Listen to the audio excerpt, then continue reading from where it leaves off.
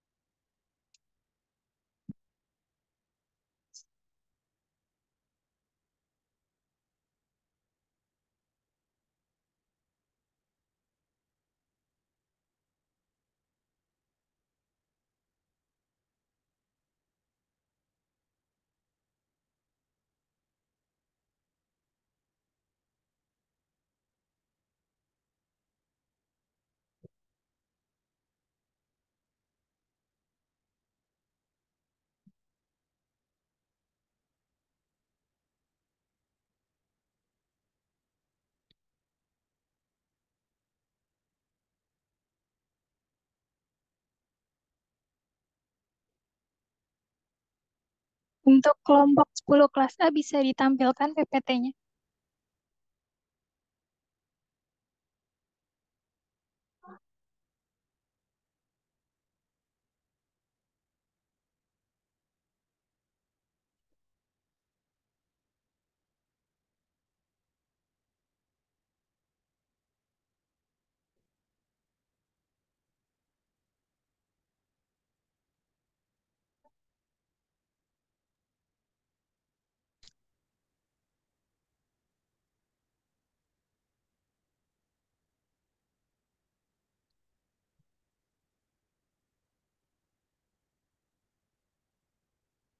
Ya, untuk anggota kelompoknya ada Rizky Indah Saputri, Rizky Hairul Nisa, dan Rizka Permata Oktaviani.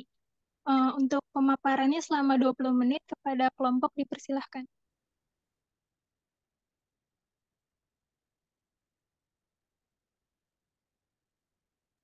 Baik, terima kasih moderator atas kesempatannya. Di sini kelompok dari kelas A akan membahas konsep dasar Dengue Shock Syndrome atau DSS.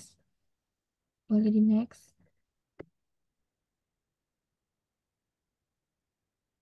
Di sini pertama ada definisi DSS. Shock dengue yang dikenal dengan istilah dengue shock syndrome atau DSS merupakan shock hipovolemik yang menyebabkan gangguan peredaran darah dan dapat menyebabkan penderitanya tidak sadarkan diri akibat kehilangan cairan plasma. Menurut Kemenkes RI, DSS adalah kegagalan sirkulasi darah akibat kebocoran plasma dari pembuluh darah sehingga menyebabkan darah mengental. Di sini klasifikasi DSS dibagi menjadi dua. Yang pertama itu shock tingkat biasa. Ini di sini penderita mula-mula terlihat letargi dan gelisah, kemudian jatuh ke dalam keadaan shock yang ditandai dengan kulit dingin dan lembab sekitar mulut, nadi cepat dan lemah, tekanan nadi kurang dari 20 milimeter air raksa, dan hipotensi. Shock pada tingkat ini biasanya penderita masih tetap sadar sekalipun sudah menderita stadium akhir. Lalu yang kedua ada shock tingkat berat atau profound shock. Di sini merupakan lanjutan dari shock pertama dikarenakan keterlambatan diketahui atau pengobatan yang tidak adekuat.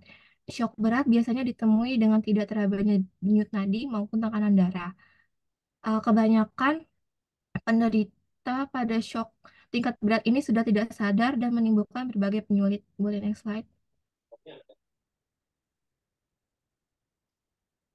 Berikutnya ada patofisiologi DSS. Menurut teori secondary heterologous infection menyatakan bahwa pasien yang mengalami infeksi kedua kalinya dengan serotype virus dengue yang heterolog mempunyai resiko yang lebih besar untuk menderita DBD.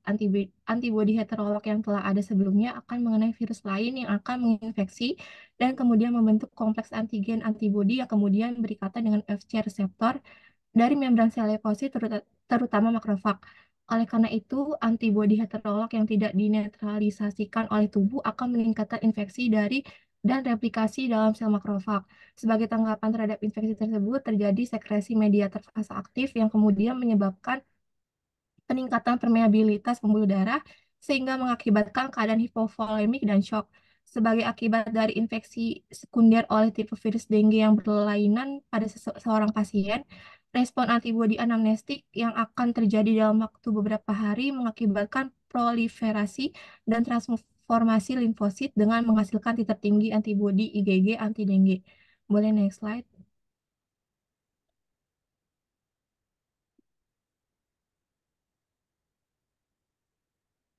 Boleh di next slide.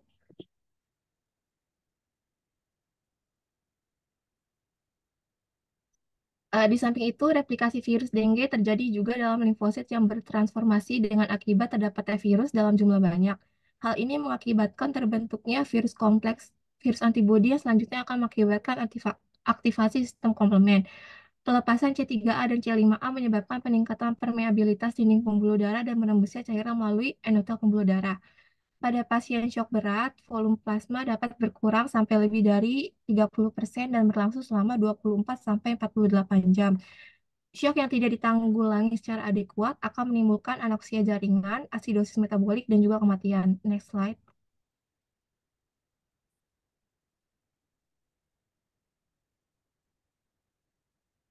Boleh di next slide. Ini ada pathway DSS, boleh di next.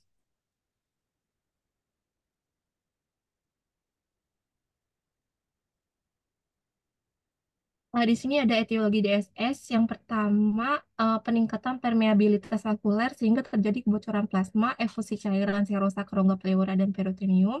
Lalu yang kedua, DSS disertai dengan kegagalan sirkulasi hemostatis yang mengakibatkan perfusi miokard, curah jantung menurun, sirkulasi darah terganggu. Boleh next slide.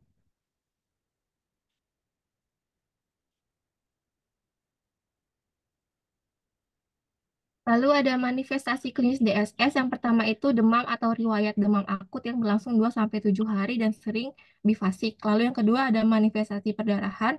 Di sini hasil tes tuniket positif, peteki, ekimosis atau purpura, perdarahan dari mukosa, lalu ada GIT. Lalu yang ketiga ada trombositopenia, itu nilainya 100.000 per milimeter kubik atau kurang. Lalu yang keempat ada denyut nadi cepat dan lemah. Boleh next slide.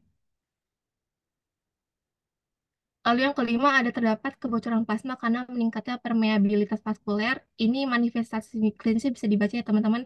Lalu yang keenam ada penyempitan pembuluh darah atau nadi yang sempit kurang dari 20 mm air raksa atau bermanifestasi sebagai ini bisa dibaca sendiri ya teman-teman. Boleh next slide. Lalu ada komplikasi DSS. Di sini yang pertama ada gangguan integritas pembuluh darah yang mengakibatkan kebocoran plasma. Lalu yang kedua ada keterlibatan organ hati dengan implikasi signifikan terhadap perkembangan penyakit. Yang pertama ini ada disfungsi hati dan juga trombositopenia. Trombositopenia ini ditandai dengan penurunan jumlah trombosit dan merupakan ciri khas infeksi DSS. Nah, trombositomia ini terjadi karena penurunan jumlah trombosit yang mengganggu hemostasis dan mempengaruhi individu terhadap manifestasi hemoragik. Lalu yang ketiga ada komplikasi neurologis. Yang pertama ini ada ensefalopati dan kejang. Boleh next slide. Lalu pemeriksaan penunjang pada DSS yang pertama itu pemeriksaan laboratorium. Di sini dilakukan pemeriksaan leukosit. Biasanya mulai hari ketiga dapat ditemui limfositosis relatif lebih dari 45% dari total leukosit. Lalu pada trombosit umumnya terdapat trombositopenia pada hari ketiga sampai 8. Lalu pada hematokrit ditemukan peningkatan hematokrit lebih dari atau sama dengan 20%. Lalu ada hemostasis, dilakukan pemeriksaan PTA, PTT, fibrinogen, lalu pada protein atau albumin uh, dapat terjadi hipoproteinemia akibat kebocoran plasma, lalu dilakukan pemeriksaan SGOT atau SGPT, ureum kreatinin, elektrolit, golongan darah dan crossmatch, lalu dilakukan juga pemeriksaan imunoserologi atau IgM dan IgG. Uh, Pada IgM ini terdeteksi mulai hari ketiga sampai 5, meningkat sampai minggu ketiga dan menghilang setelah 60 sampai 90 hari. Lalu pada IgG ini pada infeksi primer IgG mulai terdeteksi pada hari ke-14, pada infeksi sekunder IgG mulai terdeteksi hari ketiga. Lalu ada pemeriksaan radiologi dan juga ada pemeriksaan NS1 AG test atau tes antigen non struktural struktural 1 dengue. Tes NS1 AG test ini untuk mendiagnosis DBD dalam waktu demam 8 hari pertama dan diperlukan untuk mendeteksi adanya infeksi virus dengue pada fase akut. Boleh next slide.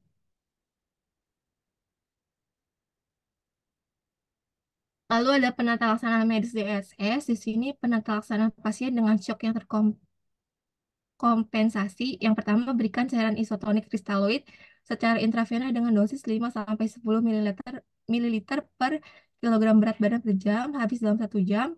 Lalu periksa tanda vital, CRT, hematokrit, dan produksi urin. Lalu jika keadaan pasien membaik, cairan kristaloid diturunkan secara perlahan. Turunkan 5 sampai 7 mililiter per kilogram berat badan per jam dalam waktu 1 sampai 2 jam. Lalu 3 sampai 5 mililiter per kilogram berat badan per jam dalam waktu 2 sampai 4 jam. Lalu bila keadaan pasien tidak membaik, ini bisa diberikan bolus kristaloid kedua.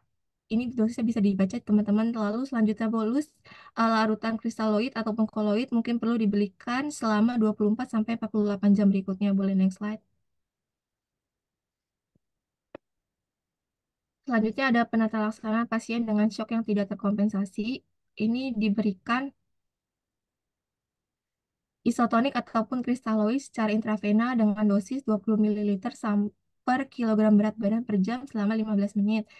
Lalu bila keadaan pasien membaik, berikan cairan kristaloid atau koloid 10 mililiter per kilogram berat badan per jam dalam 1 jam. Lalu bila tanda vital masih tidak stabil, periksa nilai hematokrit sebelum pemberian cairan pertama. Jika nilai hematokrit rendah kurang dari 40% pada anak dan dewasa muda, dan kurang dari 45% pada pria dewasa, ini menunjukkan adanya perdarahan, lalu lakukan cross match dan memerlukan transfusi darah secepatnya. Boleh next slide. Yang keempat, bila nilai hematokrit lebih tinggi dari nilai hematokrit awal, maka ganti cairan dengan berikan cairan koloid 10 sampai 20 mililiter per kilogram berat badan dalam waktu 30 menit sampai 1 jam. Lalu bila nilai hematokrit turun dari nilai sebelumnya, eh, atau tetap tinggi, lanjutkan pemberian koloid 10 sampai 20 mililiter per kilogram berat badan melalui bolus ketiga dalam waktu 1 jam. Lalu yang terakhir, bolus cairan mungkin perlu diberikan selama 24 jam ke depan. Boleh next slide.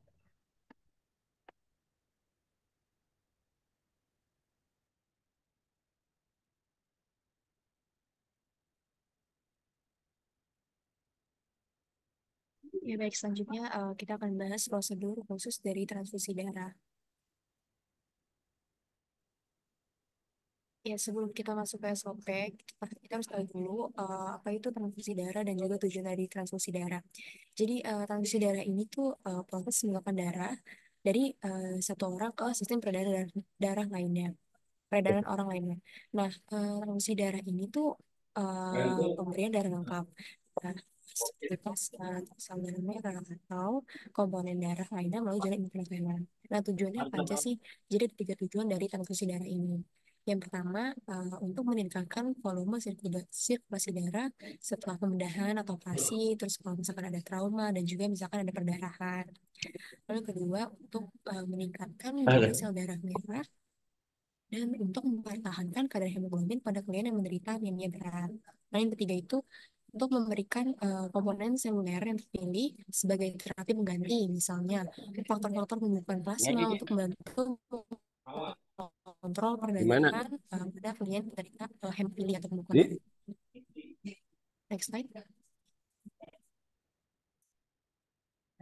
Nah, ya di sini ada prosedur transfusi darah. Jadi yang pertama kita cuci tangan dulu, terus yang pasti kita identifikasi dulu pasiennya, lalu kita siapkan alat-alatnya.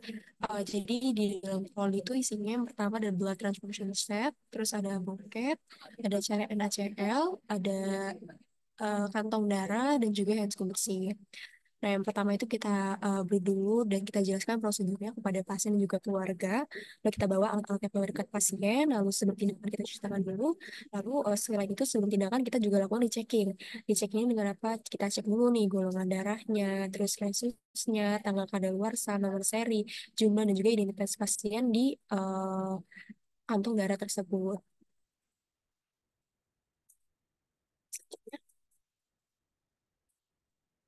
Ya, selanjutnya setelah kita melakukan rechecking, kita gunakan handscreen bersih, lalu kita lakukan prosedur pemasangan infus gitu. Jadi kita masukkan abuket, terus kita sambungkan blood transfusion set, terus habis itu kita berikan NaCl. NaCl kali ini sekitar 50 sampai 100 mili. Nah, gunanya apa? Untuk menjelas dulu sebelum tubuh pasien itu dimasukkan darah. Lalu habis itu kita berikan darah tersebut sesuai yang prosedur tadi, terus kita atur tetesannya. Nah, tetesannya ini jangan terlalu cepat dan juga jangan terlalu lambat gitu. Terus habis itu kita bersihkan alat-alatnya, lalu setelah kita lakukan prosedur transfusi darah, kita monitor dulu nih. Setelah kita beri transfusi darah, apakah ada efek samping selama jalannya transfusi darah gitu. Jika saat pemberian transfusi darah ini ada efek samping pada pasien, maka transfusi darahnya itu diberhentikan terlebih dahulu. Slide selanjutnya.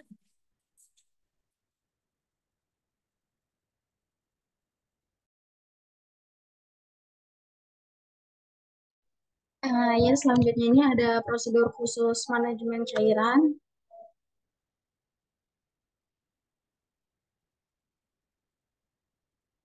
Ya, yang dimana di sini manajemen cairan itu adalah pemberian terapi cairan melalui intravena perifer yang dilalui pemberian cairan elektrolit, nutrisi, darah, produk darah, dan obat-obatan melalui jalur vena. Lalu, sih tujuannya itu untuk mencegah gangguan keseimbangan cairan elektrolit, pemberian obat melalui intravena, pemberian nutrisi untuk memenuhi kebutuhan sehari-hari, dan yang keempat itu perbaikan gangguan keseimbangan asam basa. Dan lalu di sini ada indikasi, indikasinya itu ada dua, indikasi umum sama indikasi khusus. Indikasi umum itu ada defisien volume cairan dan terjadi resiko shock dan resiko ketidakseimbangan elektrolit. Dan di sini ada indikasi khususnya itu ketidakstabilan hemodinamik. Ya, di sini ada tekanan darahnya rendah, peningkatan laju nafas, akral dingin pucat, keadaan umum lemah.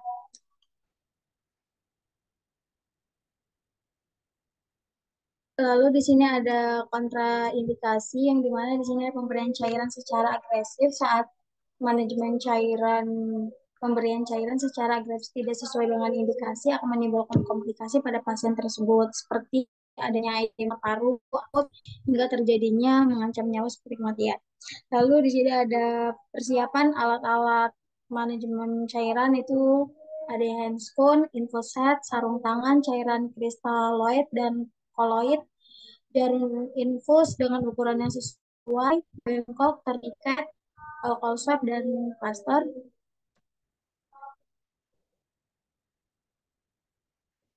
Lalu ada tahapan interaksinya itu seperti biasa persiapan alat sebelum pendekatan kepada pasien, yaitu memeriksa catatan medis, yang apakah dia ada alergi, riwayat penyakit, dan rencana pengobatan selanjutnya. Lalu ada periksa ulang program seperti adanya terapi dokter, lalu ada pemeriksaan hasil laboratorium yang terkait, dan pemahaman mengenai terapi intervena untuk pasien tersebut.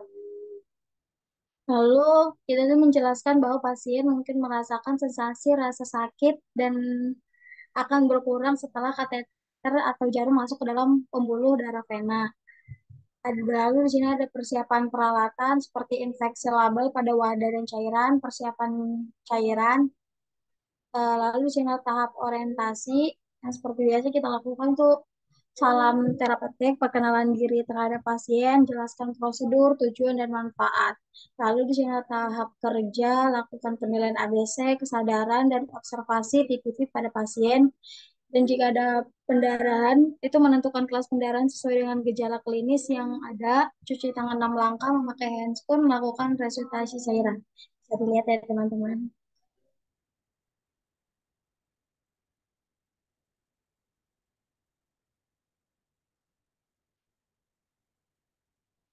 Lalu di sini ada melakukan antivirus kulit dengan alkosa, melakukan interserpi dengan infus kateter. Mungkin bisa dilihat teman-teman. Tahap Lalu di sini ada rencana tindak lanjutnya itu jika ada rencana tindak lanjut pada manajemen cairan itu memonitor keseimbangan cairan, memonitor keadaan klinis pasien dan hasil laboratorium elektronik.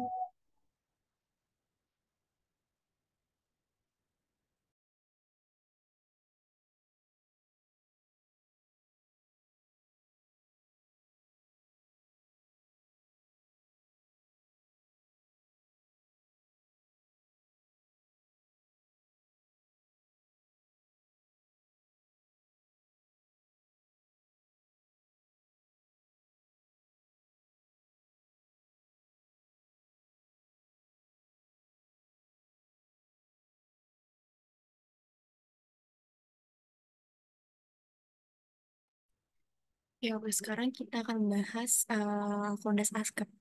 Yang pertama kita lakukan pengkajian dulu.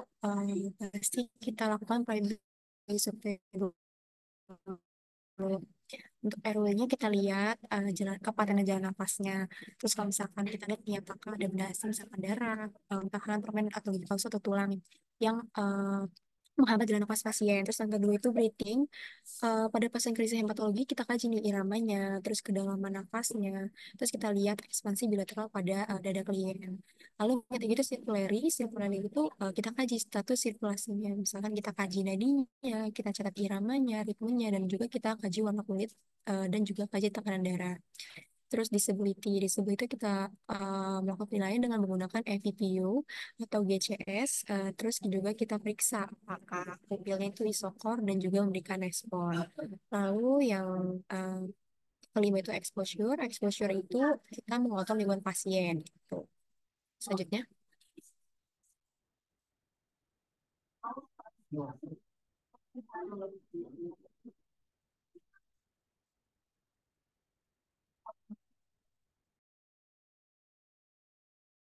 Ya, yang selanjutnya itu secondary survey. Yang pertama itu kita kaji riwayat penyakit sebelumnya. Misalkan apakah klien ada riwayat operasi, alergi, pengobatan, dan juga riwayat keluarga klien. Lalu yang kedua kita evaluasi keluhan klien dan juga pendapat fisiknya. Terus habis itu kita nilai tanda-tanda vitalnya meliputi tekanan darah, nadi, RR, suhu, dan juga SpO2-nya. Terus untuk pemeriksaan fisik sistem hematologi yang perlu kita inspeksi, palpasi, dan juga auskultasi dan perkusi. Nah, pada pemeriksaan fisiknya ini, pada kulit kita amati apakah klien tersebut ada pucat, sianosis, terus apakah ada eritema. Terus untuk kuku dan mata, misalkan untuk klien yang jarinya tabu, berarti klien tersebut menderita hipoksia jarum kronis. Terus untuk abdomennya kita lihat saat kita inspeksi apakah daerah perut pasien ini ada pembesaran, terus ada distensi ataupun ada simetri. Terus saat kita auskultasi, sebelum palpasi, dan juga kita perkusi untuk menghindari perubahan di sinusus. Lalu selanjutnya ada kelenjar getah bening. Jadi saat kita meraba kelenjar getah bening klien ini, kemungkinan kita akan menemukan kelembutan sternum. Nah, terus masalah ini terjadi itu karena merupakan sel di sumsum anemia, leukemia, ataupun gangguan penyakit imun lainnya. Selanjutnya.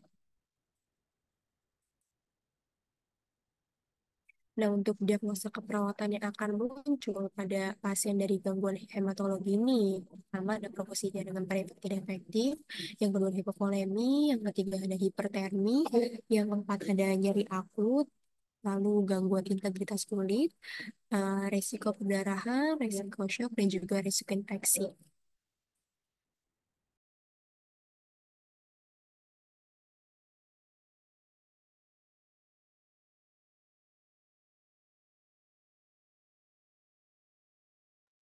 Selanjutnya di sini ada intervensi keperawatan di mana kelompok mengambil tiga intervensi keperawatan. Yang pertama itu ada hipovolemia. Lalu tujuan dan kriteria itu meningkatkan asupan cairan meningkat, tekanan darah membaik dan memberat, puasa membaik itu ada teman-teman. Lalu lalu yang kedua itu kita mengambil diagnosa tentang hipertermia. Di sini ada kriteria hasil dan intervensi perawatan dan manajemen hipertermia. Lalu di sini ada resiko pendarahan, diagnosanya, dan kita mengambil intervensi pencegahan pendarahan. Gitu ya, teman-teman. Lalu di sini ada implementasi keperawatan, di mana implementasi keperawatan adalah serangkaian kegiatan yang dilakukan oleh perawat untuk membantu pasien dari masalah status kesehatan yang ada di status kesehatan yang baik dan mengabarkan kriteria hasil yang diharapkan. Lalu di sini ada evaluasi keperawatan, di mana evaluasi itu adalah tahap akhir dalam proses keperawatan untuk dapat menentukan keberhasilan dalam asuhan keperawatan.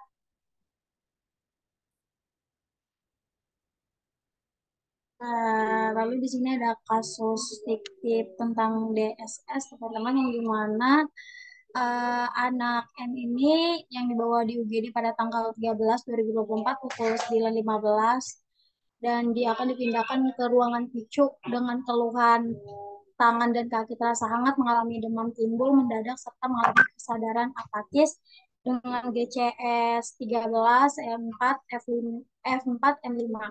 Sebelumnya ini pasien ini mengatakan demamnya shock sore sekitar jam 5 dengan suhu 38,5 derajat Celcius dengan RR 24 per menit.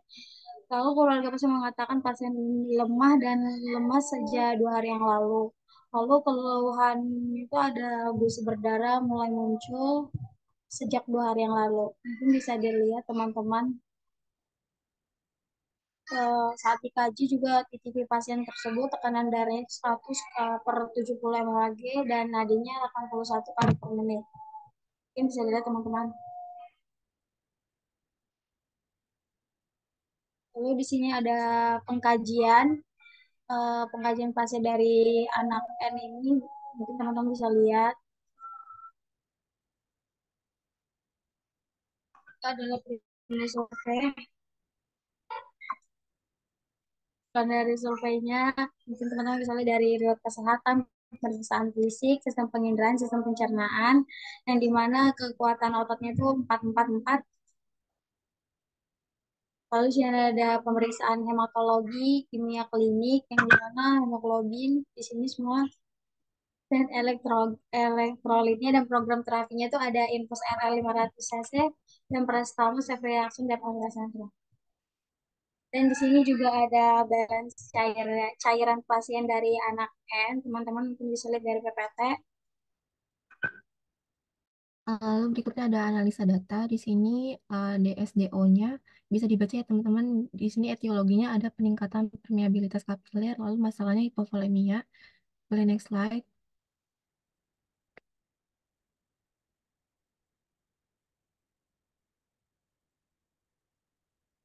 Lalu ini DS-nya ada kulit rasa hangat, terus suhunya juga tinggi, didapatkan eh, etiologi proses penyakit atau infeksi virus dengue, dan juga masalahnya kami mengangkat hipertermia. Lalu selanjutnya, di sini DS-nya terdapat kaki kemerahan, terus pasien juga lemah, lemah dan lemas, lalu DO-nya tampak bercak merah, peteki, gusi pasien berdarah, lalu didapatkan etiologinya itu trombositopenia, lalu masalahnya gangguan koagulasi atau risiko perdarahan. Boleh di next slide. Lalu di sini kelompok mengambil 3 diagnosa keperawatan dari kasus yang telah kami buat. Diagnosa pertamanya itu hipovolemia berhubungan dengan peningkatan permeabilitas kapiler, ditandai dengan keluarga pasien mengatakan anaknya lemah dan lemas sejak 2 hari lalu.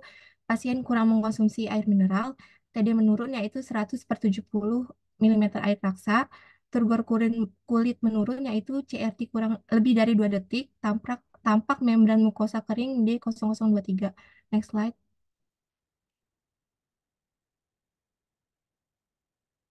Lalu DS keduanya, hipertermia berhubungan dengan proses penyakit atau infeksi virus dengue ditandai dengan suhu tubuh di atas normal 38,5 derajat Celcius, kulit terasa hangat di 0130.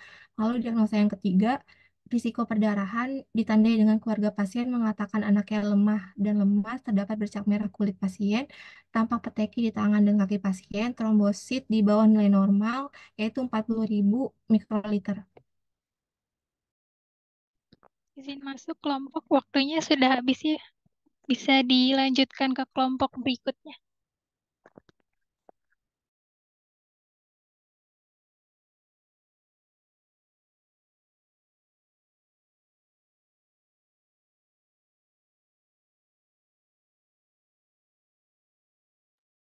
Baik, untuk selanjutnya dari kelas B, kelompok 10, anggotanya. Yang pertama ada Kotrunada Puspa Anindya, yang kedua ada Koryaina Taskia, dan berikutnya ada Raihanisa Naura Insira Ardana. Untuk waktunya selama 20 menit ya, kepada kelompok dipersilahkan. Ya, baik. Yang pertama ini akan membahas konsep dasar dari DIC. Jadi DIC ini atau Disseminate Intravascular Coagulation adalah suatu keadaan di mana bekuan-bekuan darah kecil yang tersebar di seluruh aliran darah yang bisa menyebabkan penyumbatan pada pembuluh darah kecil dan berkurangnya faktor pembekuan yang diperlukan untuk mengendalikan pendarahan. DC ini juga suatu keadaan hiperkoagulabilitas darah yang disebabkan oleh bermacam penyakit atau keadaan, di mana pada suatu saat darah merah bergumpal dalam kapiler di seluruh tubuh. DIC ini juga merupakan sindrom yang terjadi karena komplikasi yang dapat mengakibatkan seseorang dalam keadaan kritis. Penggumpalan darah dapat terjadi pada waktu yang singkat, beberapa jam sampai 2 hari, atau akut DIC, dan dapat juga dalam waktu yang lama, berminggu-minggu hingga berbulan-bulan, atau kronik DIC. Di sini ada klasifikasi dari DIC yang terdiri dari dua. Yang pertama ini ada DIC akut atau overt DIC. Jadi DIC akut ini kondisi di mana pembuluh darah dan darah serta komponennya tidak dapat mengkompensasi atau mengembalikan homeostasis dalam respon injury. Ditandai dengan abnormalitas dari parameter koagulasi, akibatnya terjadi trombosis atau pendarahan yang berujung ke kegagalan organ multiple. Yang kedua ini ada DC kronik atau non-overt DC. Jadi kondisi klinik ini dari kerusakan pembuluh darah yang memperberat sistem koagulasi, namun respon tubuh masih dapat menjaga agar tidak terjadi pengaktifan lebih lanjut dari sistem hemostasis dan inflamasi. Di sini juga ada etiologi dari DIC. Ada dua, yaitu penyebab DIC akut dan penyebab DIC kronis. Yang pertama ini, penyebab DIC akut ini terdiri dari infeksi, yaitu bakteri atau sepsis gram negatif, infeksi gram positif, rickettsia, atau virus, contohnya itu HIV. Yang selanjutnya ada malignasi, yaitu CMV, varicella zoster virus, dan hepatitis virus. Selanjutnya ada obstetrik, yaitu eklamsia dan preeklamsia, emboli cairan ketuban, dan aborsi. Selanjutnya ada trauma, yaitu hematologi, contohnya akut myelotik leukemia. Selanjutnya ada imunologi, yaitu reaksi transfusi darah, dan lain-lainnya itu ada aprupsia, plasenta, emboli cairan, kecelakaan bermotor, luka bakar, keracunan, bisa jari, bisa ular. Selanjutnya ada penyebab DIC kronis. Yang pertama ini ada malignansi, yaitu tumor pada leukemia sindrom fetus mati. Selanjutnya ada obstetrik, yaitu dalam kandungan penahan produk konsepsi. Selanjutnya ada hematologi, yaitu sindrom mieloproliferatif. Yang selanjutnya ada vaskular, yaitu rheumatoid arthritis Raynaud disease. Selanjutnya ada kardiovaskular, infarct myocarditis colitis ulceratif. Selanjutnya ada inflamasi, yaitu Crohn's lysis, sarkoidosis, aneurisma aorta, Kasabach-Merit syndrome. Selanjutnya ada DIC terlokalisir, yaitu penolakan alograf ginjal akut. Di sini ada juga tanda gejala dari penyakit DIC. Menurut Terry dan Weaver tahun 2011, tanda gejala DIC dapat diklasifikasikan berdasarkan sistem tubuh, yaitu sistem tubuh saraf pusat. Tanda gejalanya itu perubahan tingkat kesadaran, perubahan perilaku atau mentalitas, kebingungan, kejang, gejala stroke, yaitu parestesia atau kelumpuhan. Selanjutnya ada sistem tubuh kardiovaskular yang tanda gejalanya itu takikardia, nyeri dada, hipotensi, gejala MI, nyeri pada ekstremitas, penurunan nadi perifer, gangren di jari tangan, kaki, hidung, dan telinga, atau hipoksemia berkepanjangan. Selanjutnya ada pendarahan di sekitar IV dan situs garis tengah. Selanjutnya ada sistem tubuh respirasi, tanda dan gejalanya itu sesak nafas, takipnia, gejala PE, pendarahan di sekitar ETP jika diintubasi. Selanjutnya ada sistem tubuh dari genitalia dengan tanda gejalanya oligoria, oligoria atau anuria, yaitu selanjutnya ada hematuria, pendarahan di sekitar kateter uretra yang menetap, dan ada pendarahan vagina. Selanjutnya ada sistem tubuh gastrointestinal yang tanda gejalanya hematemesis, kram perut atau nyeri. Selanjutnya ada sistem tubuh integumen, tanda gejalanya kulit pucat, peteki, dan ekimosis. Selanjutnya ada sistem tubuh muskuloskeletal, tanda gejalanya sakit punggung atau nyeri tekan. Dan sistem tubuh lainnya itu bisa mengalami pendarahan dari tempat trauma atau pembedahan. Ya, selanjutnya ada patofisiologi. Seperti yang dilihat ya, bahwa banyak banget penyakit yang dapat membuat DIC itu berkembang. Nah, terlepas dari itu semua, intinya penyakit DIC ini adalah kerusakan yang terjadi pada endotel yang dapat mengakibatkan teraktivasinya mekanisme koagulasi. Kerusakan endotelium ini akan melepaskan faktor-faktor koagulasi dan adikativasi pada jalur. Pembentukan trombin merupakan hasil aktivasi dari koagulasi intrinsik. Proses pembentukan ini berlangsung sangat cepat yang mengakibatkan penipisan regulasi zat protein C, protein S, dan antitrombin. Akan mengakibatkan pembentukan oklusi pembuluh darah sehingga dapat mengakibatkan terjadinya iskemia jaringan dan akan berlanjut pada kerusakan jaringan dan membuat fungsi jaringan itu menjadi gagal. Karena adanya pembentukan gumpalan, maka sistem fibrinolitik teraktivasi. Fibrin akan bertindak sebagai antikoagulan. Hasil fibrinolysis adalah pendarahan yang berlebihan. Hasil akhirnya itu adalah shock dan iskemia yang terjadi pada jaringan sehingga memperburuk terjadinya disfungsi organ. Next. Ya, bisa dilihat ya teman-teman di sini ada pathway bagaimana terjadinya DIC tersebut. Ya, boleh di next. Ya, kemudian ada penata laksanaan. Yang pertama itu menghilangkan penyebab. Pada DIC ini, faktor-faktor yang mengakibatkan pembekuan harus dimatikan. Jika status awal equilibrium fisiologis adalah shock septic, maka harus dilakukan pemulihan volume dan diberikan terapi antibiotik. Kemudian yaitu ada meminimalkan pendarahan lebih lanjut. Prioritas menata laksanaan ini tuh memperkecil resiko terjadinya pendarahan dengan melindungi pasien terhadap trauma atau prosedur traumatik.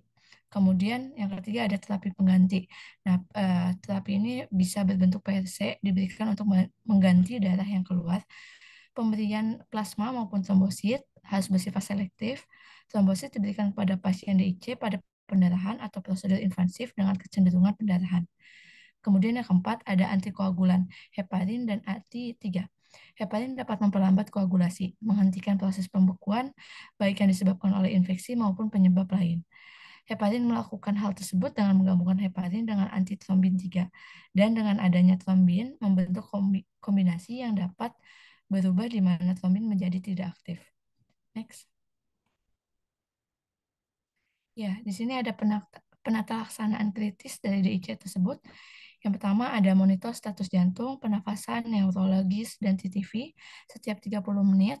Kemudian yang kedua ada nilai tanda-tanda pendarahan ataupun shock hipovolemik.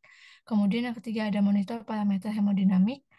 Kemudian yang keempat, laporkan jika terjadi penurunan paru pada tekanan arteri atau tekanan darah. Itu bisa menjadi indikasi shock dan pendarahan. Kemudian yang kelima, amati warna kulit pasien dan periksa sirkulasi perifer dan pengisian kapiler. Kemudian yang keenam, periksa semua intravena dan situs venifancur.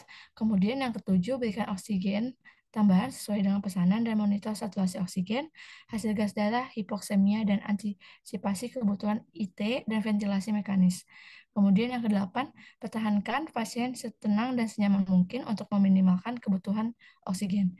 Kemudian yang ke-9, monitor hasil laboratorium. Yang ke-10, pemberian darah, plasma beku, segar, atau trombosit sesuai dengan anjuran. Kemudian yang ke-11, monitor asupan dan haluaran pasien setiap jam, terutama saat pemberian produksi darah. Kemudian yang ke-12, perhatikan reaksi pada transfusi dan tanda-tanda kelebihan cairan. Yang ke-13, kaji komplikasi DIC. Dan yang terakhir adalah berikan dukungan emosional pada keluarganya. Di next. Ya, di sini ada pemeriksaan diagnostik ya yang bisa kita lakukan pada pasien DIC. Yang pertama itu adalah laboratorium. Yang diuji itu ada pembukaan intravaskular masif, terdiri dari hitung trombosit, kadar fibrinogen, massa trombin, kadar protein C, dan kadar protein S. Untuk nilai normal dan nilai pada DIC-nya bisa dilihat ya teman-teman. Kemudian yang diuji depresi sekunder faktor koagulasi esensial, terdiri dari PT, APTT, International Normality Relation atau INR. Untuk nilai normal dan nilai pada DIC-nya bisa dilihat. Next. Ya, selanjutnya ada uji fibrinolysis, terakselerasi atau berlebihan, dan uji efek klinis pembukaan mikronavaskular. Bisa dilihat ya untuk nilai normal dan nilai yang terjadi pada pasien DIC. Kemudian yang kedua itu ada pemeriksaan diagnostik EKG. Nah, pemeriksaan ini tuh menunjukkan perubahan indikasi gelombang MI jika sirkulasi ke jantung itu menurun. Kemudian ada pemeriksaan stools, bisa menjadi positif untuk darah samad yang ada dalam tinja. Kemudian yang terakhir ada pemeriksaan CT scan, menunjukkan bukti stroke apabila adanya pendarahan pada otak.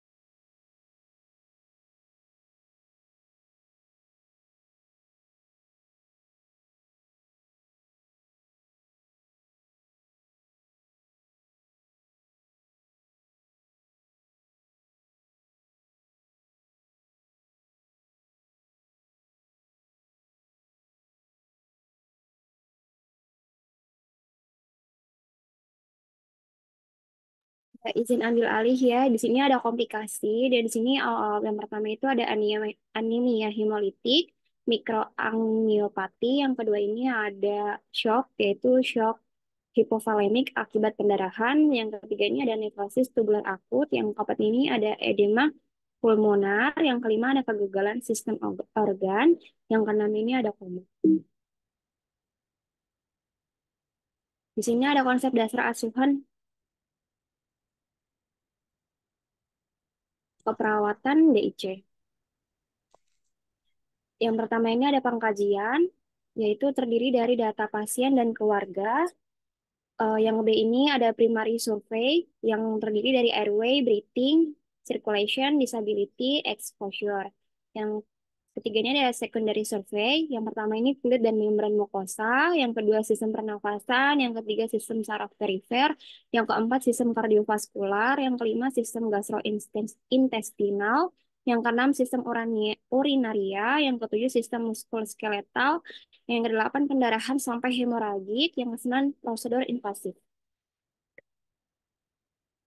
Baik, selanjutnya di sini ada pemeriksaan fisik yaitu yaitu bisa berupa tanda-tanda vital. Kemudian selanjutnya ada pemeriksaan B1 sampai B6 di mana B1 meliputi BRIT yaitu kecepatan pernafasan pasien, apakah ada otot bantu pernafasan saat pasien bernafas dan frekuensi nafas. Kemudian untuk B yang kedua ada BLUT yaitu tekanan darah, CRT, pemeriksaan akral dan denyut nadi, jumlah HB, jumlah leukosit dan jumlah trombosit.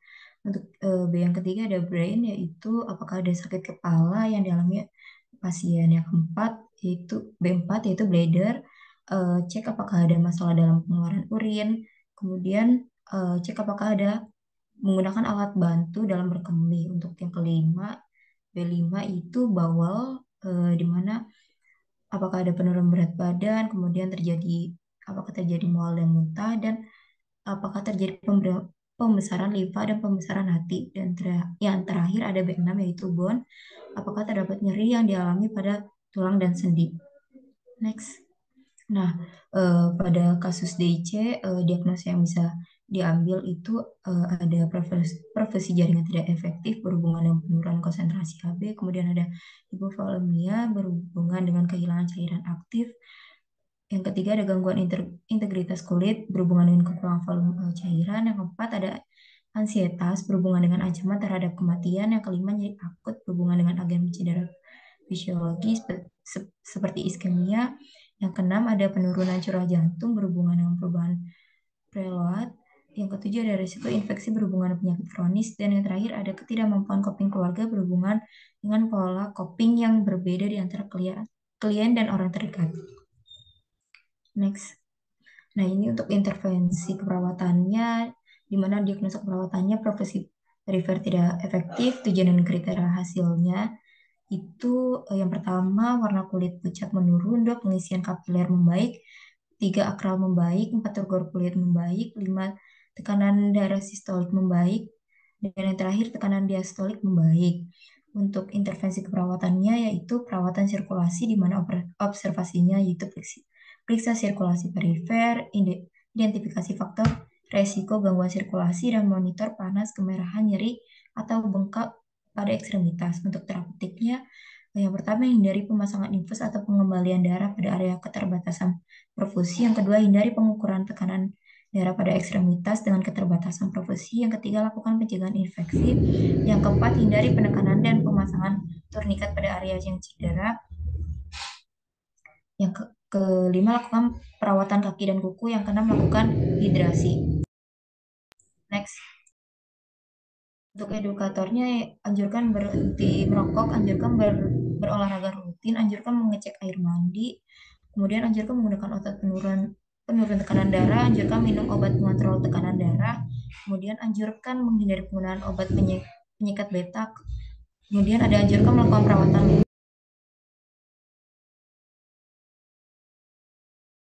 Kemudian ada anjurkan program rehabilitas vaskuler, kemudian ada anjurkan program diet, dan yang terakhir ada informasikan tanda dan gejala darurat. Next. Ya, di sini ada prosedur tindakan manajemen gangguan sistem hematologi. Yang akan dijelaskan di sini itu adalah prosedur perawatan CVP. Jadi pengertian dari prosedur CVP ini merupakan prosedur memasukkan kateter intravena yang fleksibel ke dalam vena sentral klien dalam rangka memberikan terapi melalui vena sentral.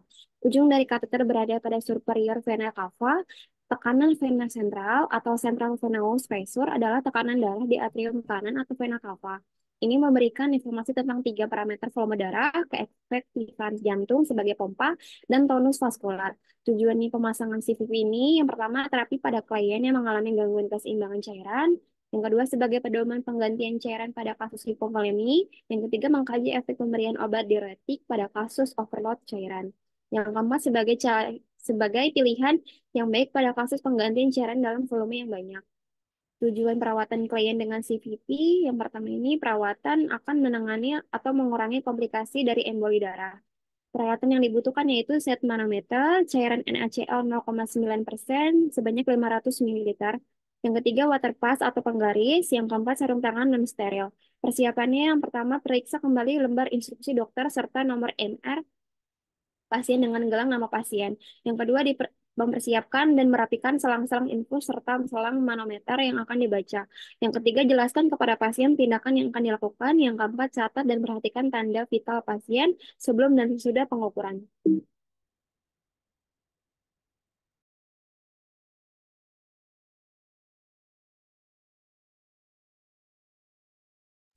Iya, selanjutnya prosedurnya yang pertama itu ada cuci tangan sebelum melakukan tindakan. Kemudian yang kedua, gunakan sarung tangan. Yang ketiga, jelaskan tindakan yang akan dilakukan pada pasien, serta jaga privasi pasien. Yang keempat, atur posisi pasien menjadi supine atau semi recumbent dengan posisi kepala maksimal 45 derajat. Kemudian yang kelima, atur posisi angka 0 pada manometer agak sejajar dengan atrium kanan. Atau gunakan selang water pass untuk menentukan titik nolnya. Hal tersebut disebut juga sebagai tindakan zeroing. Kemudian yang keenam, atur agar tidak ada udara di dalam manometer. Yang ketujuh, tutup semua saluran infus yang mengalir ke pasien. Alirkan cairan NaCl 0,9% melalui manometer sampai angka 25 cm H2O secara perlahan. Kemudian yang kedelapan, jika cairan tidak dapat naik ke manometer, buka stopcock atau penutup ujung atas selang yang menuju ke udara bebas. Kemudian yang kesembilan, buka saluran infus dari manometer menuju ke pasien. Jika cairan pada pasien sudah bergerak naik turun seirama dengan pola nafas pasien, maka nilai pada ekspirasi pasien adalah hasil pengukuran CVP. Kemudian yang ke-10, tentukan hasil pengukuran CVP. Jika hasil zeroing atau minus, maka nilai ditambahkan. Jika hasil zeroingnya plus, maka nilai hasil pengukuran CVP dikurangin. Kemudian yang ke-11, tutup saluran infus yang mengalir menuju ke manometer. Yang ke-12, tutup kembali ujung atas selang manometer yang menuju udara bebas dengan stopcock. Kemudian yang ke-13, atur tetesan infus sesuai dengan instruksi dokter. Yang ke-14, kembalikan posisi pasien pada posisi yang nyaman. Ke-15, lepaskan sarung tangan dan cuci tangan. Dan yang terakhir, dokumentasi tanggal, jam, nama pasien, hasil pengukuran, dan perawat yang melakukan. Ya, selanjutnya ada asuhan keperawatan dari DIC.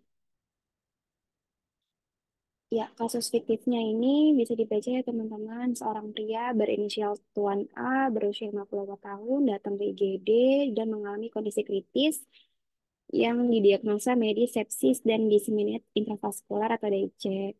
Lalu dirujuk untuk dilakukan perawatan, dilanjut di ICU, memiliki riwayat limfostik kronis, leukemia, hipertrofi prostat, dan penyakit kolpospeptikum. Selanjutnya ini ada pengkajian nama dari pasien Tuan A, umur 58 tahun, tepat tanggal lahir 17 Maret 1966,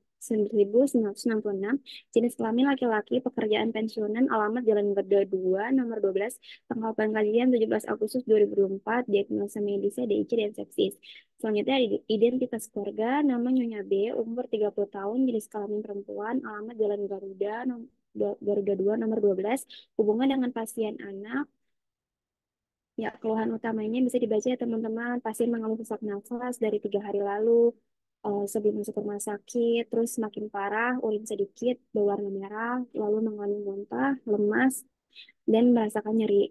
Lalu riwayat kesehatannya ini, yang sekarang ini pasien mengatakan sempat kejang, memiliki riwayat leukemi, penyakit ulkus, dan pasien tidak memiliki alergi, ada riwayat kemoterapi fludarabin. Selanjutnya dari riwayat kesehatan dahulu, anak pasien mengatakan pasien sering mengalami memar, riwayat kesehatan keluarganya mengatakan pernah ada keluarga yang memiliki penyakit leukemia. Di sini ada pemeriksaan fisik yang terdiri dari tanda-tanda vital, tekanan darah, suhu, kesadaran, keadaan umum, nadi, pernafasan, dan berat badan. Yang fisik ini juga diperiksa kepalanya, mulut, leher, kulit, kuku, dada, abdomen, ekstremitas. Ya, ini pemeriksaan B1 sampai B6-nya ini ya, sudah teman-teman ya. B1-nya kecepatan pernafasannya 36 kali per menit, tekanan darah pasien 80 per 62 mm raksa, brainnya pasien akan mengeluhkan sakit kepala, bladernya keluarga pasien mengatakan pasien mengalami kencing berdarah, bawalnya keluarga mengatakan pasien mengalami muntah darah, bonia nyeri pada tulang dan sendi.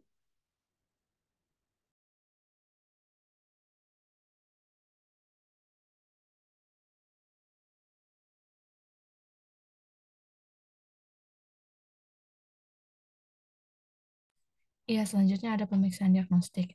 Bisa dilihat ya teman-teman, untuk pemeriksaan hemoglobinnya itu menurun, hematoksitnya itu menurun, WBC-nya itu naik, trombositnya itu menurun, fibrinogennya itu menurun, INR-nya itu naik, APTT-nya itu naik juga, dan D-dimernya itu tinggi juga. Next. Ya, kemudian di sini ada analisa data. Ya, dengan data yang pertama, keluarga mengatakan pasien mengeluh nyeri pada ekstremitas bawah dengan objektifnya yang didapatkan CRT lebih dari 2 detik, akar teraba dingin, warna kulit pucat, bibir pucat, dan nadi teraba lemah.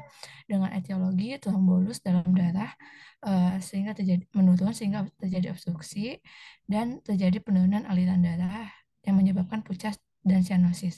Sehingga masalah yang didapatkan perfusi perifer tidak efektif. Next. Ya, yang kedua itu dengan data subjektifnya, keluarga mengatakan alasan dibawa ke rumah sakit karena pasien muntah darah, sedikit kehitaman berbentuk serbuk kopi. Keluarga mengatakan pasien urinnya itu berwarna merah. Dengan data objektif, nadi 120, tekanan darah 80 per 62, urin sedikit, hematokrit 31%, suhunya 38,8 dan hemoglobinnya 6,2. Terjadi penurunan jumlah faktor pembekuan darah sehingga terjadi pendarahan spontan pada organ yang menyebabkan penurunan volume cairan hipovolemia. Didapatkan masalah hipovolemia. Next. Ya, selanjutnya dengan data pasien mengalami kelemahan dengan objektifnya pasien nampak lemah, nadi 120, dan sianosis pada bibir dan jari-jari tangan, sehingga terjadi trombolus dalam darah, sehingga terjadi obstruksi dan menyebabkan penurunan aliran darah. Terjadi hipoksia jaringan dan menyebabkan peningkatan metabolisme anaerob, menyebabkan kelemahan dan terjadi intoleransi aktivitas. Masalah yang didapatkan intoleransi aktivitas. Next.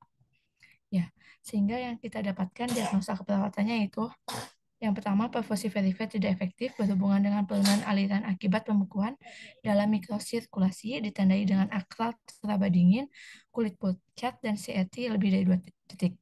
Kemudian yang kedua, hipovolemia berhubungan dengan kehilangan cairan aktif akibat pendarahan, ditandai dengan muntah darah dan hematuria. Dan yang ketiga, intoleransi aktivitas berhubungan dengan kelemahan, ditandai dengan peningkatan frekuensi jantung saat beraktivitas, sianosis, sesak nafas saat beraktivitas. Next. Baik, Izin selanjutnya masuk kelompok. Waktunya sudah habis. Selanjutnya dilanjutkan sesi tanya jawab saja ya. Kepada teman-teman yang ingin bertanya, boleh mengaktifkan fitur raise hand-nya.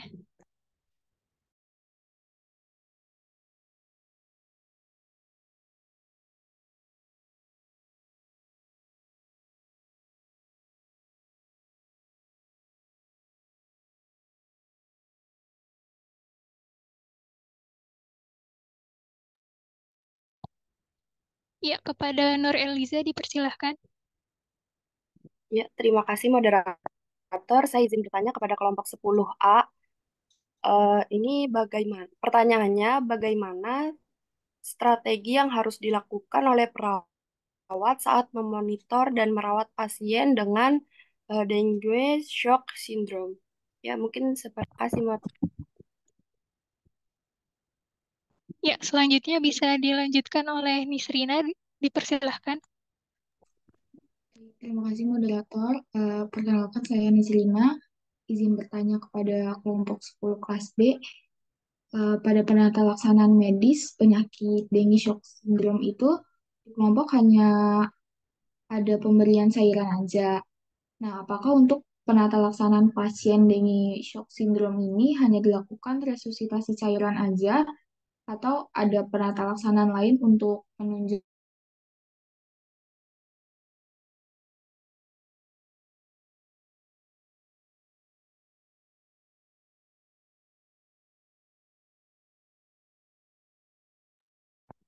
Ya, selanjutnya bisa dilanjutkan ke Fadilatul. Ya, baik, terima kasih moderator. Saya Fadilatul Islamia izin bertanya kepada kelompok 10A.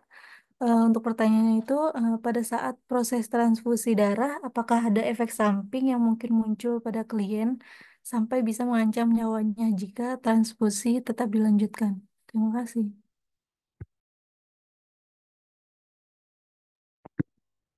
Baik, selanjutnya bisa dilanjutkan oleh Nur Anjani.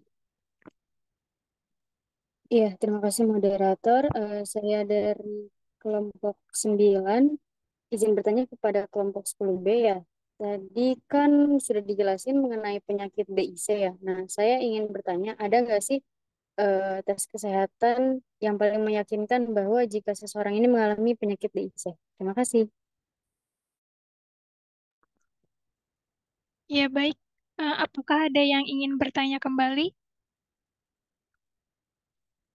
Ya, jika tidak ada, kelompok bisa dipersilahkan untuk menjawab.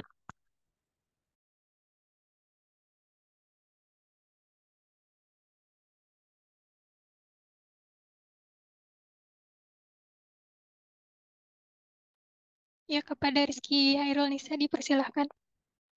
Ya, terima kasih Mot buat kesempatannya. Saya Rizky Hairul Nisa, perwakilan kelompok presentan dari kelas A. Izin menjawab pertanyaan dari Nur Eliza. Pertanyaan itu bagaimana strategi yang harus dilakukan oleh perawat saat memonitor dan merawat pasien dengan dengue shock syndrome atau DSS. Jadi yang pertama itu perawat dapat melakukan pemantauan ketat pada TTV, output urin, dan tanda-tanda shock. Nah, pada pemantauan TTV ini, perawat dapat memonitor tekanan darah, frekuensi jantung, dan juga frekuensi pernapasan secara rutin untuk mengidentifikasi tanda-tanda shock dan perubahan kondisi pasien. Perawat juga dapat memonitor output urin secara berkala untuk menilai perfungsi ginjal dan status cairan.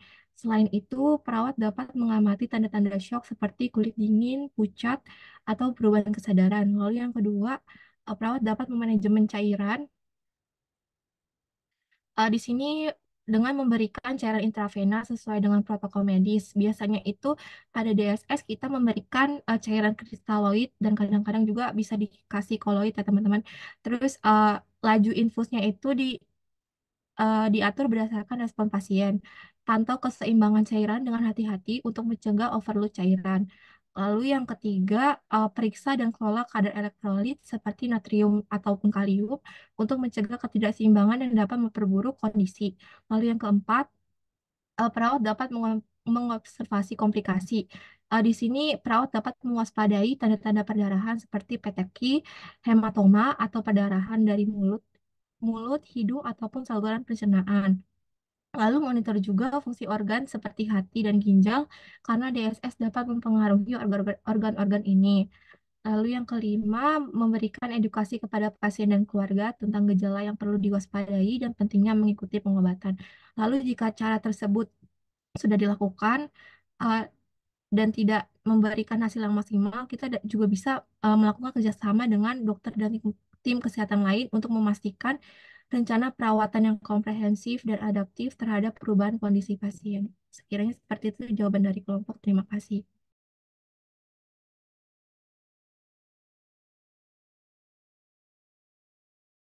Baik, kepada Rayani Nisa Naura bisa dipersilakan. Baik, terima kasih sebelumnya moderator. Izin menjawab pertanyaan dari Nur Anzani. Tadi kan Nur Anzani bertanya, ada enggak tes kesehatan yang paling meyakinkan untuk membuktikan bahwa jika seseorang itu mengalami penyakit DC. Izin menjawab, jadi ada yaitu tes D-dimer. Tes D-dimer ini adalah tes darah yang mengukur D-dimer yang merupakan fragmen protein yang dibuat tubuh. Jadi ketika gumpalan darah larut dalam tubuh, dan biasanya yang melakukan tes ini itu dokter yang akan mengambil sampel darah dari vena di lengan menggunakan jarum kecil. Setelah itu, sejumlah darah akan dikumpulkan ke dalam tabung reaksi atau vial. Nah, untuk pasien mungkin akan ada merasakan sedikit nyeri saat jarum masuk atau keluar. Tes D-dimer ini biasanya akan memberikan hasil kurang dari 6 menit. Cukup sekian, apakah cukup Nur Anzani? Iya, cukup. Terima kasih. Baik, terima kasih. Baik, kepada Reski Indah Syahputri dipersilahkan. Ya, terima kasih moderator izin menjawab pertanyaan dari Fadilatul Islamiyah yang dimana pertanyaan itu saat proses transfusi darah apakah ada efek samping yang mungkin muncul pada klien sampai bisa mengancam nyawa jika transfusi itu dilanjutkan. Nah, jadi kan usai transfusi darah itu kan kita memonitor efek yang bisa terjadi pada pasien. Apakah ada efek samping yang mungkin terjadi usai diberikan transfusi darah itu seperti demam. Demam ini itu sebenarnya sebagai bentuk respon imun di sel darah putih dalam darah yang ditransfusikan. Sebenarnya tidak terlalu serius, tapi jika terus-terusan demam, lebih baik prosedur transfusi darah ini segera diberhentikan. Terus kan yang kedua ini ada alergi. Nah, biasanya kan ditandai dengan gatal-gatal gitu kan di tubuh klien. Biasanya juga mungkin karena sebagai respon tubuh kita atau bisa jadi ada penyebab lain lain. Jadi kita harus tetap memonitor keadaan pasien saat mentransfusi darah tersebut. Bisa terjadi itu terus bisa jadi itu terjadinya mual dan juga hipotensi atau tadi kita bisa tiba-tiba drop gitu. Nah, kalau efek samping saat transfusi muncul lama dan sangat menimbulkan bahaya pada pasien. Nah, kita sebagai perawat itu harus langsung memberhentikan prosedur transfusi darah tersebut dan mengkolaborasi pada dokter. Terima kasih.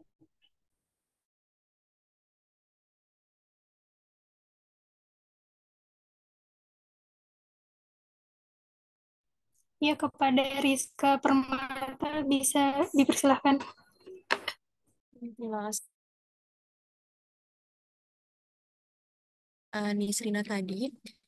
Jadi tadi Nisrina bertanya penata laksanaan medis pada penyakit DSS apakah hanya beri cairan saja?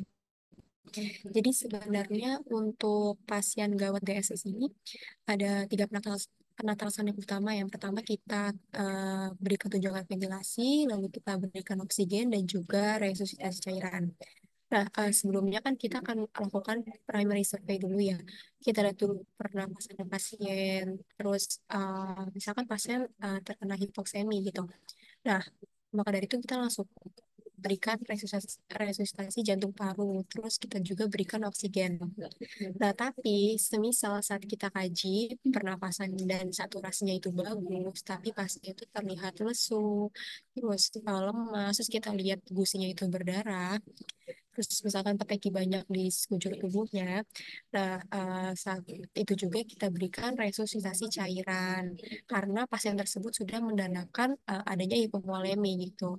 Jadi untuk menurunkan resiko shock berlanjutan, jadi kita langsung lakukan tiga penangsalan tersebut gitu agar tidak memberikan efek yang lebih besar gitu kepada pasien tersebut. Terima kasih.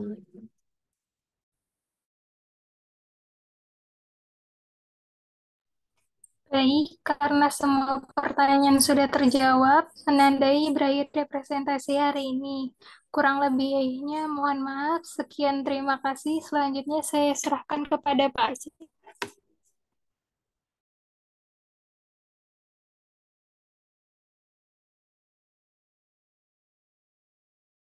Oke, ya terima kasih pada kelompok DSS sama kelompok di IC. Satu lagi sebenarnya ya materinya leukemia. Ya. Oke. Eh DSS ya. DSS itu adalah Dengue Shock Syndrome. Sindrom shock ya akibat dari adanya eh, virus dengue. Ya. Ya, kenapa kok bisa terjadi begitu? Ya, trombosit virus ya.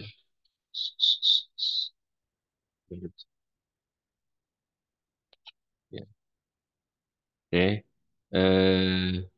Trombosit itu dihasilkan dari sumsum tulang. Ya, di sumsum tulang itu dia akan menghasilkan satu trombosit, dua leukosit, tiga limfosit, empat eritrosit. Ya, empat eritrosit. Oke. Eh, nah, yang terjadi di dengue shock syndrome ini adalah biasanya terjadi DHF dulu ya. DHF itu dengue hemorrhagic syndrome. Ya, DHF fever ya. Ya, adanya peningkatan panas pada infeksi virus dengue. Ya, ini banyak sekali ya terjadi, terutama di DKI ya, dan jadi Bekasi juga banyak ya terjadi. Hampir setiap hari ada ya, hampir setiap hari ada dengue, dengue, dengue gitu terus ya. Dan bisa mengakibatkan DSS ya. Kenapa kok bisa ini maaf jelas suara saya? Jelas Bapak. Oh ya udah oke. Ya. Oke. Nah, apa sih yang terjadi pada eh, apa namanya DHF? Nah, DHF ini kuman ataupun virus ya masuk ke pembuluh darah ya melalui nyamuk Aegypti ya, melalui nyamuk Aegypti. Nah, kemudian dia akan tumbuh dan berkembang atau masuk ke trombosit, tumbuh dan berkembang di trombosit. Ya, di trombosit. Oke. Nah, mau atau tidak, suka atau tidak, apabila sudah tumbuh dan berkembang, trombositnya akan pecah. Ya, akan pecah. Oke. Nah, kalau banyak bagaimana? Kalau banyak trombositnya yang pecah bagaimana? Maka akan berkurang trombositnya. Ya, di samping juga virusnya itu akan menghasilkan pirogen. Ya, berupa racun ya, ya berupa racun yang mempengaruhi trombositnya itu sendiri. Dan otomatis ya, akibat dari pirogen itu akan terjadi eh, kematian-kematian juga ya, trombosit yang lain ya, trombosit yang lain akan terjadi kematian-kematian juga akibat pirogen. Maka mau atau tidak, suka atau tidak, maka kemungkinan ya trombosit makin turun. Satu, karena pecah akibat dari pertumbuhan virus. Yang kedua, dari segi pirogennya itu sendiri. Ya, dari segi pirogennya sendiri. Maka makin cepat makin turun. Ya, makin turun dan makin turun. Gitu. Ya, ya. Apa akibatnya? Nah, kalau makin turun, maka sekarang kita lihat dulu fungsi dari trombosit. Ya, fungsi dari trombosit adalah untuk apa namanya pembekuan darah.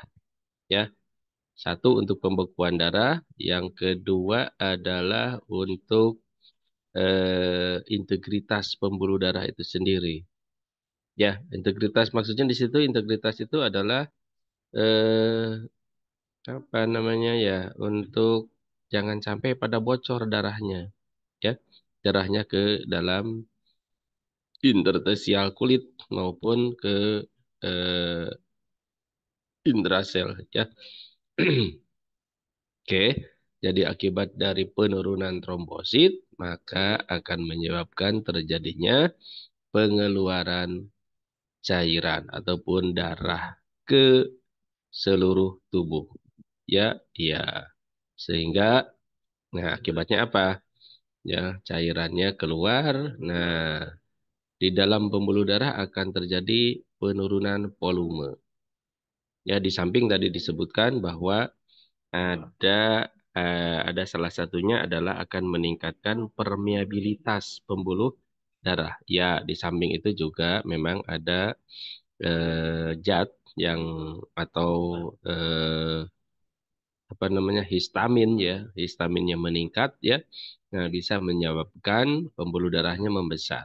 Jadi trombositnya hilang, histaminnya meningkat, ya otomatis maka darah akan keluar atau cairan akan keluar dari dalam pembuluh darah. Maka akan mengakibatkan shock ya dan timbulnya darah di seluruh lubang-lubang dan kulit. Ya, lubang-lubang apa? Ya, lubang-lubang apa? Ya, semua dari hidung, ya, dari pencernaan atau anus, dari semuanya, ya. Oke. Nah, akibatnya volume darah berkurang bisa menyebabkan juga shock, gitu ya. Samping tidak ada eh, apa namanya trombositnya ya shock plus tidak ada trombositnya. Eritrosit ada ya, leukosit ada, limfosit mungkin tidak berperan banget di situ ya. Iya, harusnya berperan juga ya trombositnya. Ya, oke.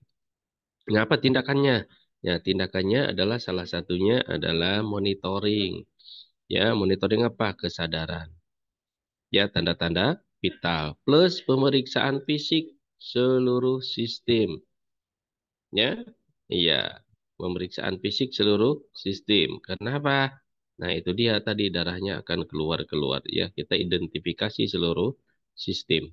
Ya, kemudian apa yang harus dilakukan yang lain? Ya, tentunya kemungkinan apa? Diberikan obat. Ya, diberikan obat. Obat apa? Ya, obat cairan. Salah satunya cairan. Ya, cairannya adalah RL. Ya, RL plus heparin. Maaf, tidak pakai heparin yang ini ya. Malah ini harus dilakukan transfusi trombosit. Ya, harus transfusi trombosit. Ya, kenapa? Ya, untuk meningkatkan kandungan trombosit. Di samping ya obat-obat vitamin dalam hal ini. Kenapa? Karena apa namanya? Karena virus ya di sini ya untuk meningkatkannya adalah harus meningkatkan sistem imun ya, sistem imun. Oke, ya. Dah, kemudian bisa juga ya plasma, silahkan juga ya transfusi ya, transfusi juga sangat-sangat sangat penting banget ini. Ya, sangat-sangat penting gitu ya. Terlambat maka tidak akan selamat. Itu selamat. Oke. Sebelum terjadi DSS, nah di DHF, masih di DHF, ya, pengobatannya adalah cairan. Kenapa? Kenapa harus cairan? Nah, ini untuk menurunkan jumlah pirogennya, ya, iya pirogennya atau racun-racun yang ada dari dari virusnya, ya, iya racun-racunnya harus dikeluarkan sehingga tidak mempengaruhi trombosit yang masih utuh, ya, tidak membunuh trombosit yang masih utuh. Oke, di samping diberikan biasanya obat-obat imun, ya, vitamin B, ya, sama apa namanya untuk meningkatkan itu apa tuh? Aduh, lupa tuh.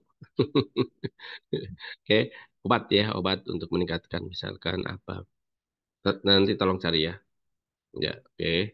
Nah, di situ di samping untuk meningkatkan fungsi dari limfosit juga harus dibuang ya, apanya? Tadi racunnya ya dengan pemberian cairan. Ya, dengan pemberian cairan. Oke. Ya.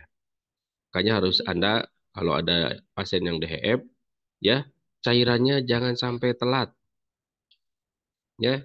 Cairannya jangan sampai telat. Pipis terus nggak apa-apa. Ya, pipis terus nggak apa-apa. Ya. Plus berikan protein ya, makan protein yang bagus. Kenapa? Karena pembentukan eritrosit, trombosit dan lain sebagainya ya itu memerlukan protein plus vitamin. Ya, vitamin B1 sampai B12 plus vitamin yang lainnya ini harus komplit. Ya, belembem, kuprum, kobalt, zirkon, terus Fe, ya, vitamin C. Ya, ini harus harus komplit ya. Kalau tidak komplit ya kemungkinan ya pembentukan trombositnya kurang juga.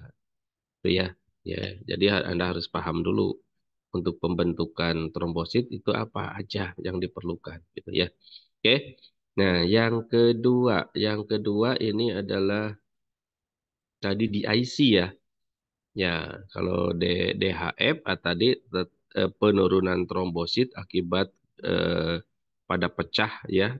Ya, pada pecah. Oke, pada pecah kemudian pada mati ya trombositnya. Tapi kalau di IC, nah di IC ini adalah kondisi di mana terangsangnya trombosit, ya, ya, terangsangnya trombosit sehingga aktif, ya, sehingga menjadi trombus, ya, atau pembekuan, membeku, ya, akibat pembekuan, ya, akibat agregasi atau rangsangan terhadap trombosit, ya, jadi trombus. Nah, di dalam pembuluh darah ini tidak ada lagi atau berkurang trombositnya. Ya, penyebabnya berbagai macam ya, bisa infeksi, bisa obat, bisa dari dalamnya sendiri ya imun ya bisa juga begitu. Ya penyebabnya ya sehingga bisa terjadi pembekuan. Ya, akibat dari tidak adanya trombosit di dalam pembuluh darah, kondisinya sama dengan DSS tadi. Ya, ya, apa akibatnya? Maka akan terjadi pengeluaran cairan termasuk darah ke seluruh tubuh ya dari pembuluh darah ya dari pengeluaran cairan dari pembuluh darah ke seluruh jaringan tubuh ya ya sehingga bisa terjadi pembengkakan, asites dan lain sebagainya ya. Ya, apa akibatnya? Nah, bisa shock ya, shock, tensinya turun. Ya, kalau tensinya turun maka pompa jantung juga turun ke mana? Ke otak. Ya, akibatnya kekurangan kekurangan oksigen ke otak. Ya, oksigen ke otak gitu. Ya, oke. Plus nutriennya juga. Oke. Nah, Anda harus pahami. Nah, kalau yang ini harus diberikan heparin, ya. Di samping meningkatkan imun juga, ya. Meningkatkan imun juga, harus dikasih heparin. Untuk mencegah apa? Mencegah pembekuan, plus menguraikan yang beku, gitu ya. Menguraikan yang beku. Kalau tadi tidak boleh pakai, kalau yang DSS tidak boleh pakai heparin. Ya, kenapa? Ya, malah ceblok nanti ya. Ya, malah jeblok, malah makin turun gitu ya. Kalau yang ini makin bagus kalau di IC itu kasih heparin. Ya, jadi eh, apa namanya? Lain ya, lain. Kondisinya sama ya, kondisinya sama shock. Ya, kondisinya sama shock. Ya, tapi penyebabnya. Untuk itu Anda harus pahami juga patofisiologinya. Ya, patofisiologi terjadinya di IC maupun DSS. Ya, oke. Ya, lain juga dengan yang leukemia. Ya, leukemia belum dibahas nih. Gimana? Adakah? Izin Bapak, jadi kan Hmm? untuk yang lab, jadi waktu sebelum minggu sebelum UTS itu kan kita sempat Pak. Jadi waktu itu kita ngebagiin itu untuk kelas A itu dapatnya di SSF, kelas B dapatnya di IC, untuk kelas FAI dapatnya leukemia Pak. Oh, untuk RKI dikasih leukemia. Ini yang ini enggak. Ya udah nggak apa-apa dibahas dulu juga ya, sepintas saja ya. Oke, leukemia. Oke, leukemia. Leukemia itu adalah kondisi di mana leukositnya meningkat atau bisa bisa juga limfositnya meningkat. Jadi tergantung apakah asalnya leukemia ini berasal dari myeloblastik atau limfoblastik, ya. Kalau myeloblastik atau leukosit, nah itu apa namanya? Asli dari leukosit, ya, asli dari leukosit. Ya, asli dari leukosit. Terjadi peningkatan leukosit. Ya, kalau limfosit, nah ini dari dari limfoblastik. Sistem imun. Ya, sistem imun juga bisa terjadi apa namanya? Leukemia. Tadi disebut leukemia juga. Ya, tapi itu ada ALL, ada AML. ALL itu akut limfoblastik leukemia. Ya, kalau yang AML akut myeloblastik leukemia. Ya, nah, lain ya. Oke.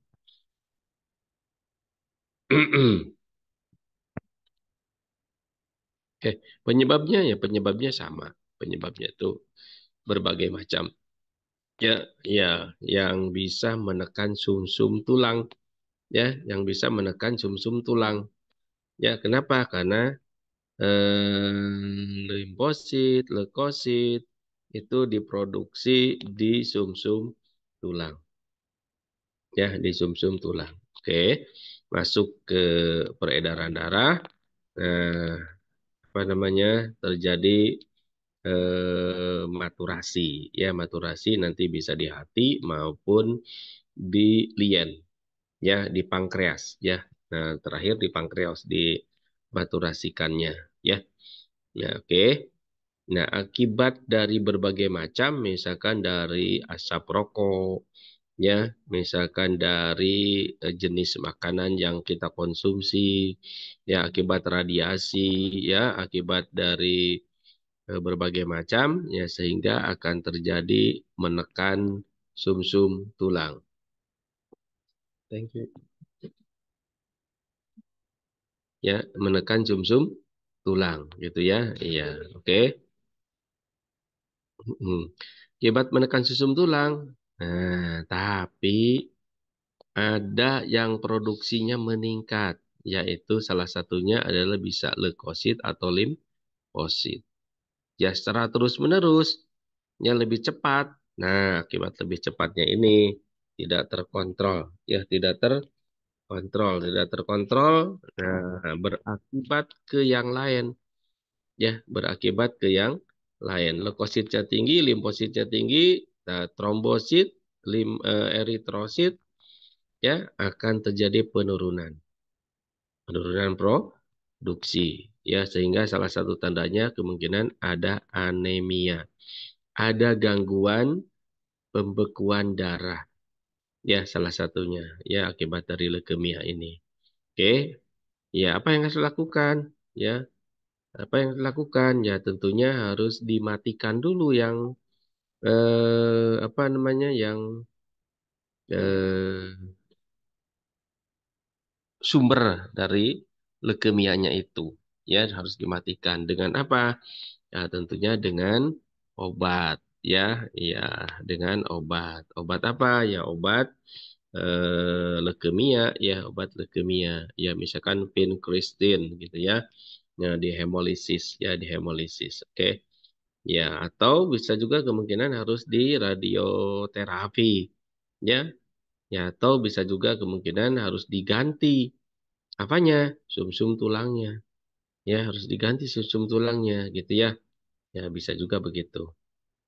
Oke. Hmm. Akibat lain?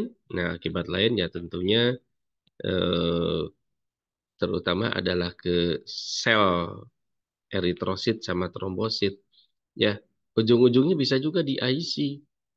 Ya, ujung-ujungnya bisa juga di IC.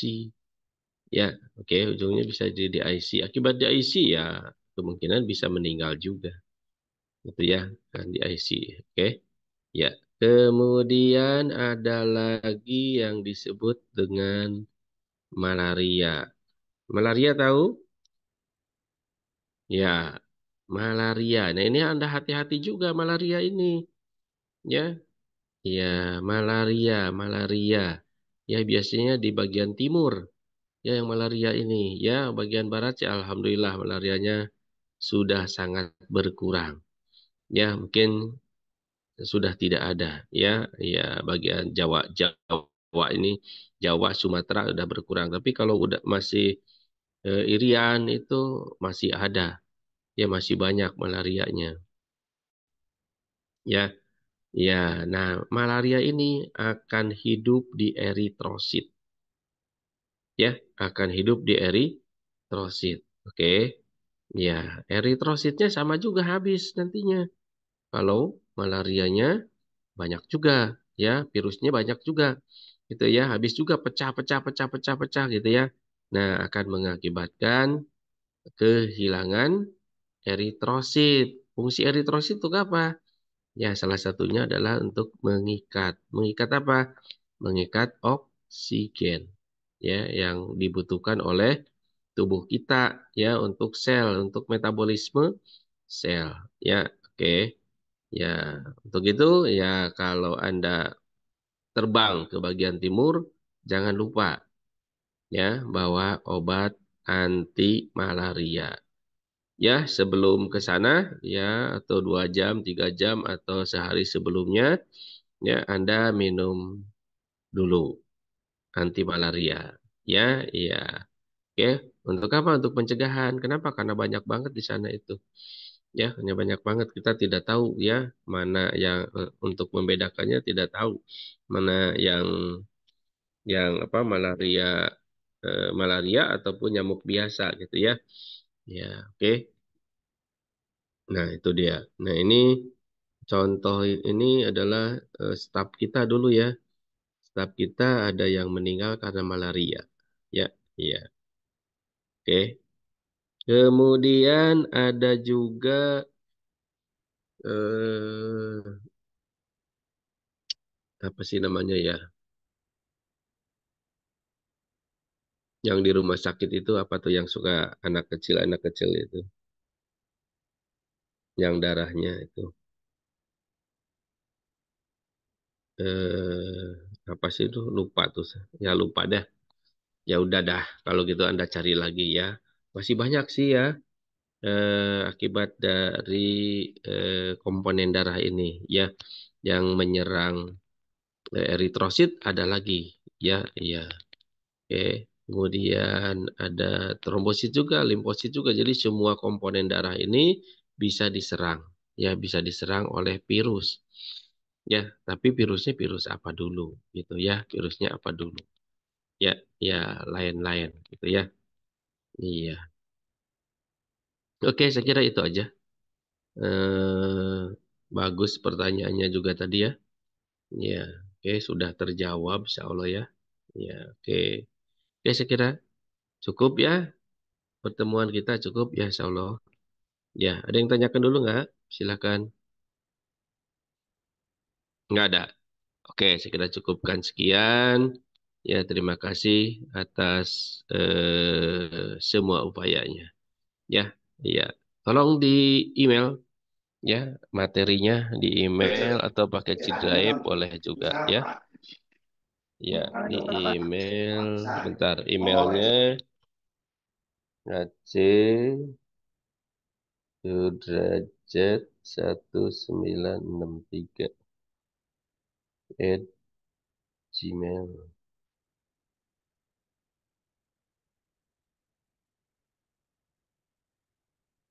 Salah lagi.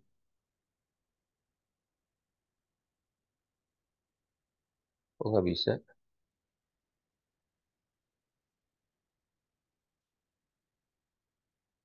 Oh, nggak bisa. Nggak bisa ditulis.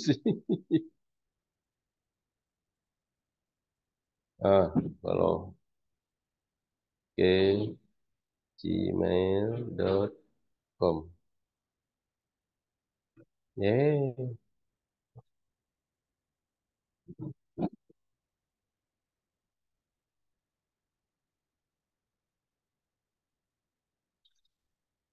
Itu ya.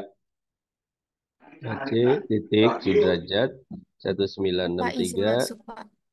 Ya, Ya, Bapak kelompok subuh 10 dari kelas A udah mengirim ke email Bapak. oh, udah. Oh ya ya ya ya. Ya, Oke. kemarin. Oh ya udah. Terima kasih kalau gitu ya. Ya, terima kasih. Kelompok yang satu lagi belum? Ini kelas A ya, kelas B udah belum?